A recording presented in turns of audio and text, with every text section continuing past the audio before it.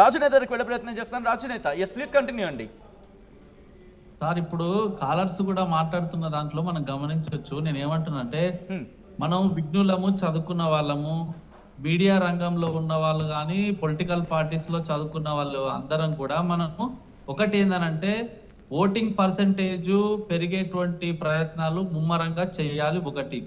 రెండోది ఈ corruption, mall practices తగ్గించేటువంటి ప్రయత్నంలో మనందరం భాగస్వాములు కావాలి. లేకపోతే రేపటి నాడు ఈ ప్రజాస్వామ్య దేశంలో డబ్బులున్న వాళ్ళే గెలుస్తారు. వాళ్ళు గెలిచిన తర్వాత సేవ చేయకుండా మళ్ళా స్వార్థ రాజకీయాలే చేస్తారు. ఆ సిద్ధాంతాన్ని పట్టుకొని పోతున్నటువంటి ఏకైక పార్టీ ఈ రోజు దేశంలో భారతీయ జనతా పార్టీ.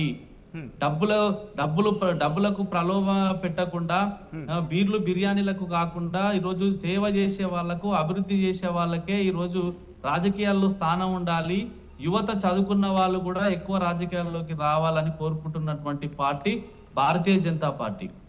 ఈ రోజు ఎందుకు జూబ్లీహిల్స్ లో ఈ పెద్ద ఎత్తున నిన్న ఓటింగ్ స్టార్ట్ అయినప్పటి నుంచి ఇప్పటి వరకు దీని మీద పెద్ద ఎత్తున చర్చ ఎందుకు జరుగుతుందని అంటే, నిన్న జరిగిన సంఘటనలు చూస్తే ఒక్కొక్కటి మా వాళ్ళందరినీ తీసుకుపోయి మా స్టేట్ జనరల్ సెక్రటరీ గౌతమ్ రావు గారిని తీసుకుపోయి పోలీస్ స్టేషన్ లో కూర్చోబెట్టిరండి. మేము అడ్డుకున్నందుకు. అయ్యా ఇట్లా అక్రమంగా మన జూబ్లీహిల్స్ ఎన్నికల్లో ఇట్లా మద్యం ఏరులై పారుతుంది. సెంట్రల్ ఎలక్షన్ కమిషన్ కి ఎందుకు కంప్లైంట్ ఇవ్వలేదు సార్? మీరు ఎలక్షన్ కమిషన్ కు కంప్లైంట్ ఇచ్చి మొదటి నుంచి చేసినట్లయితే ఇది రాకపోతుండగా బీజేపీ ఎందుకు ఇక్కడ నిమ్మకు నీరెత్తినట్టు ఎలక్షన్ కోడ్ ను నోటిఫికేషన్ వచ్చిన రోజు నుంచి జూబ్లీహిల్స్ లో ఎలక్షన్ కోడ్ ను ఉల్లంఘిస్తున్నారని మేము ఆల్రెడీ కంప్లైంట్ చేసినాం. మా ఎంపీ రఘునందన్ రావు గారు కూడా కంప్లైంట్ చేసిండు. ఉన్నటువంటి రిటర్నింగ్ ఆఫీసర్స్ కి కంప్లైంట్ ఓట్ల విషయంలో కానీ మీరు చేస్తే యాక్షన్ ఏది? మరి ఢిల్లీలో ఏం చెప్పాలి కదా, ఇక్కడ చెప్తే యాక్షన్ తీసుకోలేదు, ఢిల్లీలో ఎందుకు చెప్పలే? విచిత్రమైన పరిస్థితి ఏంటంటే కంప్లైంట్స్ ఇస్తేనేమో పట్టించుకోరు. ఎన్నికల రోజు స్వయంగా ఎన్నికలు జరిగే ప్రాంతాలలో ఇటువంటి పరిస్థితులు ఉన్నాయి, సమస్యాత్మకమైన కేంద్రాలు ఉన్నాయి, దృష్టి పెట్టమని ఆర్ఓ గారికి కంప్లైంట్ ఇచ్చినాము, రిటర్నింగ్ ఆఫీసర్ కి. వాళ్ళు పట్టించుకోరు. అరే హోంమంత్రి బండి సంజయ్ గారు ఉన్నారండి, రిగ్గింగ్ జరుగుతుంటే కేంద్ర హోంమంత్రి మళ్ళీ వచ్చి వేస్తుంటే కూడా వాళ్ళని ఆపలేకపోయారు. రాజునేత వాళ్ళ క్వశ్చన్ ఏంటంటే, ఇక్కడ విశ్లేషకులు కావచ్చు, బీఆర్ఎస్ నుంచి కావచ్చు, క్వశ్చన్ ఏంటంటే కేంద్ర హోంశాఖ సహాయ మంత్రి మీ పార్టీకి చెందిన వ్యక్తి, కేంద్రానికి సంబంధించి ఇంకో కేంద్ర మంత్రి ఆయన కూడా మీ పార్టీకి సంబంధించి. సో ఇంతమంది ఉన్నప్పుడు మీరెందుకు ఇంకా ఆలోచించాలి, మీరెందుకు కనీసం లీగల్గా ఎందుకు వెళ్ళకూడదు అనేది కంటిన్యూ చేద్దాం. ఈ క్వశ్చన్ నుంచి ఆన్సర్ తీసుకుంటాను మీ నుంచి. నెక్స్ట్ హైదరాబాద్ నుంచి మహేష్ కాలర్ ఉన్నారు, వారి క్వశ్చన్ తెలుసుకుందాం. మహేష్ నమస్తే అండి, మీ ప్రశ్న ఏంటి? మహేష్ నమస్తే అండి, మీ ప్రశ్న. అట్లేం లేదు సార్, ఆయన మన నవీన్ యాదవ్ గారు ఉన్నారు కదా, నవీన్ యాదవ్ గారు మంచివారు సార్. వాళ్ళు ఎలక్షన్ అయిపోయింది సార్, మీ టీవీ వాళ్ళు మ్యూట్ చేసి క్వశ్చన్ చేయరా? ఎలక్షన్ అయిపోయింది. మంచివాడు సార్ నమస్కారం సార్. యా మహేష్ మాట్లాడండి సార్. అది నవీన్ యాదవ్ గారు మంచివారు సార్. వాళ్ళు ఓకే, కావాలని వాళ్ళ మీద రౌడీ షీటర్ అని అదని ఇదని చాలా ఇబ్బంది పెట్టారు సార్. వాళ్ళని చాలా ఇబ్బంది పెట్టారు సార్ కావాలని. ఎవరు పెట్టి రౌడీ షీట్ ఉందని బైండ్ ఓవర్ చేసిందే గవర్నమెంట్. వాళ్ళ మీద రౌడీ షీట్ ఉందని, శ్రీశైలం యాదవ్ మీద ఉన్నదని చెప్పిందే. ఎందుకు బైండ్ ఓవర్ చేసిరండి సార్? అది కాదు సార్, బస్తీలో అక్కడ అన్ని చుట్టుపక్కల బస్తీలు ఉన్నాయి కదా, అక్కడ అందరికి చాలా మంచి చేసింది సార్ ఆయన అనేది. శ్రీశైలం మీద మంచి చేసింది సార్. నువ్వు బస్తీలలో పోయి కనుక్కోండి సార్. మీరు బస్తీలలో ఎంత మంచి చేసింది, ఏం చేసింది నవీన్ యాదవ్ గారు, ఒక కనుక్కోండి కావాలంటే. నవీన్ యాదవ్ గారు చాలా మంచివారు సార్. వీళ్ళు కావాలని. ఎలక్షన్ అయిపోయింది మహేష్ గారు. మహేష్ మీ స్ట్రైట్ క్వశ్చన్ తెలుసుకోవచ్చా? సార్ నవీన్ యాదవ్ గారు చాలా మంచివారు సార్. కావాలని ఏదో రౌడీ షీటర్ అని వీళ్ళు కావాలని, టీఆర్ఎస్ వాళ్ళు కావాలని చేసింది సార్. అది అట్లేం లేదు సార్. నవీన్ యాదవ్ గారు 100% విన్ అవుతుంది sir. 100%. Right, thank you Mahesh for calling. దీనికి సంబంధించి మాట్లాడే ప్రయత్నం చేద్దాం. రౌడీ షీటర్ అనే ఒక పేరుకు సంబంధించి చర్చ జరుగుతున్న నేపథ్యంలో. రైట్, ఫస్ట్ నేను రాజునేత గారి దగ్గర వెళ్ళే ప్రయత్నం చేస్తాను అందరి కంటిన్యూటీలో. ప్లీజ్ కంటిన్యూ రాజునేత గారు. సచిన్ గారు, నేను ఏమంటున్నా అంటే, ఒకటి మనము ఫ్రీ అండ్ ఫెయిర్ గా ఎలక్షన్స్ జరిగేటువంటి కార్యక్రమంలో అందరం కూడా భాగస్వాములం కావాలి. రెండోది ఒక కాలరు మంచి ప్రశ్న వేసిండు సార్. అందరు కూడా డబ్బుల గురించి దీని గురించి మాట్లాడుతారు కానీ ఎవ్వరు కూడా ఇప్పుడు తెలంగాణ రాష్ట్రంలో ఉన్న సమస్యల మీద మాట్లాడతలేరు, కొట్లాడతలేరు అని మంచి ప్రశ్న వేసిండు. ప్రతిపక్షాల్లో సమస్య కదా ఇది కూడా, కేవలం తెలంగాణకు మాత్రమే దేశవ్యాప్తంగా అంటే తెలంగాణతో మిళితమైన సమస్య ఇది కదా ఇది కూడా. అదే అంటున్నా సార్. ఇప్పుడు వీటితో పాటు తెలంగాణ రాష్ట్రంలో గత 23 నెలల నుంచి అనేక హామీలు ఇచ్చి ఫెయిల్ అయినటువంటి కాంగ్రెస్ పార్టీ మీద భారతీయ జనతా పార్టీ కొట్లాడుతుంది, పోరాటం చేస్తుంది, అటు యువతను మోసం చేసింది. మేము మొన్న ఎలక్షన్ క్యాంపెయిన్ లో కూడా ఇవే విషయాలు చెప్పే ప్రయత్నం చేసినాం. ప్రతి ఇంటికి పోయి సార్ గడప గడపకు యువతకు 2 లక్షల ఉద్యోగాలు ఇస్తున్నారు, ఇయ్యలేదు. మహిళలకు 2500 పింఛన్ ఇస్తున్నారు, ఇయ్యలేదు. తర్వాత స్కూటీలు ఇస్తామన్నారు, ఇయ్యలేదు. షాదీ ముబారక్, కళ్యాణ లక్ష్మి పెంచుతామన్నారు, పెంచలేదు. రైతు బంధు 16,000 15,000 చేస్తామన్నారు, అది పెంచలేదు. 2 లక్షల రూపాయల రుణమాఫీ చేస్తామన్నారు, చేయలేదు. అనేక తెలంగాణ ఉద్యమకారులకు 250 గజాల స్థలం ఇస్తా అన్నారు, చేయలేదు. బట్ ఇంట్రెస్టింగ్ క్వశ్చన్ రాజు నేత గారు, అంటే మీరు క్వశ్చన్ రైజ్ చేశారు కాబట్టి వచ్చే ప్రయత్నం చేస్తున్నాను.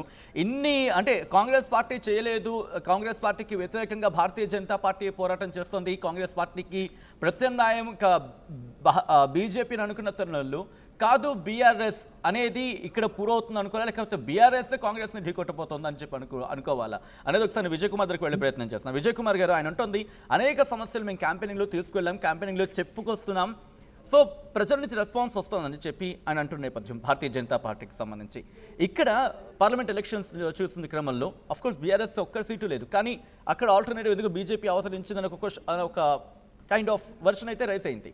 బట్ ఇప్పటికి వచ్చినప్పుడు ఇటు కాంగ్రెస్ బీఆర్ఎస్ ఈ రెండు ఫీల్డ్లో వినిపించే Bharatiya Janata party vote sharing విషయంలో ఎక్కడో చోట ఇబ్బంది పెట్టచ్చు రెండు పార్టీలకి అనేది.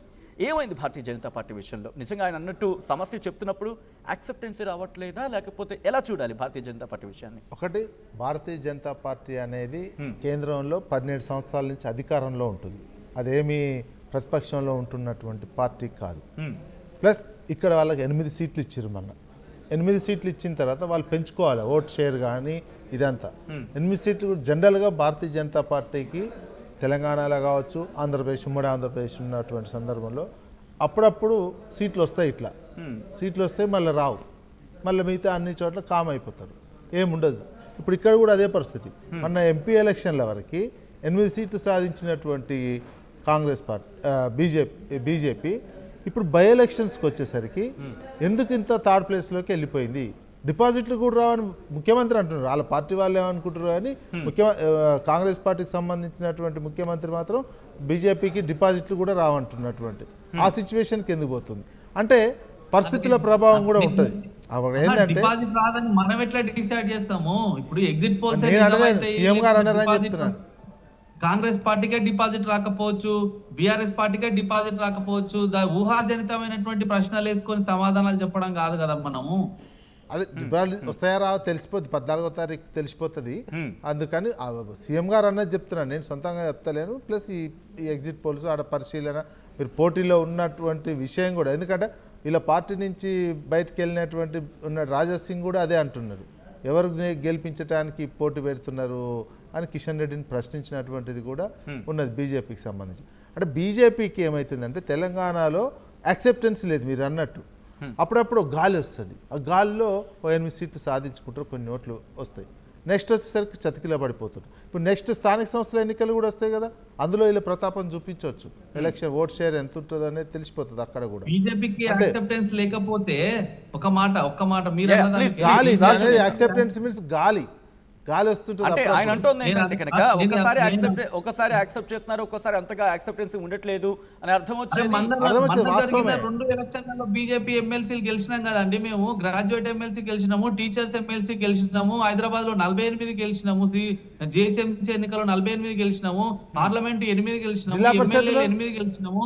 మన ఇంతకంటే ముందు 33 జిల్లా పరిషత్తులు ఉన్నాయి, 33 జిల్లా పరిషత్తులు ఉన్నాయి. ఎన్ని జిల్లా పరిషత్తులు గెలిచిర్రు? జడ్పీటీసీలు 500 చిల్లర ఉన్నాయి, ఎన్ని జడ్పీటీసీలు గెలిచిర్రు? మండలాధ్యక్షులు ఎలక్షన్ పెడితే కదా జిహెచ్ఎంసీ గెలిచినవి కూడా 5 ఏళ్ల క్రితం అండి, జిహెచ్ఎంసీ గెలిచింది కూడా 5 ఏళ్ల క్రితం. దాని తర్వాత అసెంబ్లీ ఎలక్షన్లు వచ్చినాయి. హైదరాబాద్ లో కానీ మన కానీ- MLC కానీ విజయ్ కుమార్ ఎన్నికలు గారు నేను ఒక మన పాయింట్కి వచ్చే ప్రయత్నం మన- చేస్తాను. సారీ ఫర్ ద ఇంటరప్షన్ రాజు నేత గారు. ఇక్కడ క్యాంపెయినింగ్ లో కూడా కాంగ్రెస్ టార్గెట్ చేస్తుంది బీఆర్ఎస్ టార్గెట్ చేస్తుంది కాంగ్రెస్ ని. మరి చెప్పాలంటే కాంగ్రెస్ నుంచి రేవంత్ రెడ్డిని టార్గెట్ చేసిన సందర్భం పార్టీ కన్నా కూడా బీఆర్ఎస్ చూసుకుంటే. సో ఎందుకు ఈ ఈ ఈ కాంపిటీషన్? ఇక్కడ కేటీఆర్ చూసుకున్న డైరెక్ట్గా టార్గెట్ చేస్తుంది రేవంత్ రెడ్డి. కాంగ్రెస్ పార్టీ కన్నా ఎక్కువ మెజారిటీగా పేరు వినిపించిన నేపథ్యంలో రేవంత్ రెడ్డి పేరు వినిపించింది. When it's comes to Congress party నేరుగా టార్గెట్ చేస్తున్న బీఆర్ఎస్ని. బీజేపీ అవుట్ ఆఫ్ ఫ్రేమ్ దాదాపుగా ఈ ఈ ఈ డిస్కషన్లో చూసుకుంటే ఎప్పుడైనా బీజేపీ నుంచి ఒక ఫియర్ కైండ్ ఆఫ్ వర్డింగ్ వస్తే తప్ప అటాకింగ్ వర్డ్స్ వస్తే అప్పుడు కౌంటర్ ఇచ్చిన సందర్భం ఏం జరిగింది? క్యాంపెయినింగ్లోనే ఇంపాక్ట్ చూపించిన పరిస్థితి ఉందా? క్యాంపెయిన్ పబ్లిక్ రియాక్షన్స్ వస్తాయి. ఓకే, ఎలక్షన్లోకి పోయినప్పుడు పొలిటికల్ పార్టీలో తేలిపోతుంది. అక్కడ ఓకే, పబ్లిక్ నుంచి రియాక్షన్స్ బట్టే పోటీ ఎవరికి ఏంటి అనేది తేలిపోతుంటది, తెలుస్తుంది. నేను రియాక్షన్ గురించి వచ్చారు కాబట్టి పాయింట్ యాడ్ చేస్తున్నాను.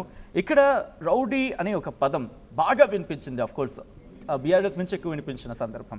సో నిజంగా ప్రజలు, ఎందుకంటే మన హిస్టరీ చూసుకుంటే క్రిమినల్ హిస్టరీగా ఉన్నప్పటికీ కూడా నేతను యాక్సెప్ట్ చేసిన పరిస్థితులు మనం చూస్తున్నాం. సో పర్సనల్ హిస్టరీకి సంబంధించి మాట్లాడుకునే క్రమంలో అంటే హిస్టరీని చూసుకోకుండా గెలిపించిన సందర్భాలు ఉన్నాయి. సో ఇక్కడ కూడా అదే జరిగే అవకాశం ఉంటుందా? అలా ఎందుకు అనుకోకూడదు అనేది? జరగచ్చు, ఏదైనా జరగచ్చు. కానీ మీరు అన్నది ఏంటి, అందుకే ఓటింగ్ పర్సంటేజ్ కూడా చదువుకున్న వాళ్ళు, గేటెడ్ కమ్యూనిటీ వాళ్ళు, అపార్ట్మెంట్ వాళ్ళు రావాలి, బయటకు వచ్చి ఓట్లు వేయాలి. మంచి వాళ్ళు వచ్చి ఓట్లు వేస్తేనే మీరు మంచి వాళ్ళని ఎన్నుకునేటందుకు ఉంటుంది. అందుకే కదా ఇప్పుడు ఏంది, గేటెడ్ కమ్యూనిటీలు ఉన్న వాళ్ళు కొంచెం అవగాహన ఎక్కువ ఉన్న వాళ్ళు అనుకుంటారు కదా, చదువుకున్న వాళ్ళు ఉంటారు, అంత సమాజం గురించి అవగాహన.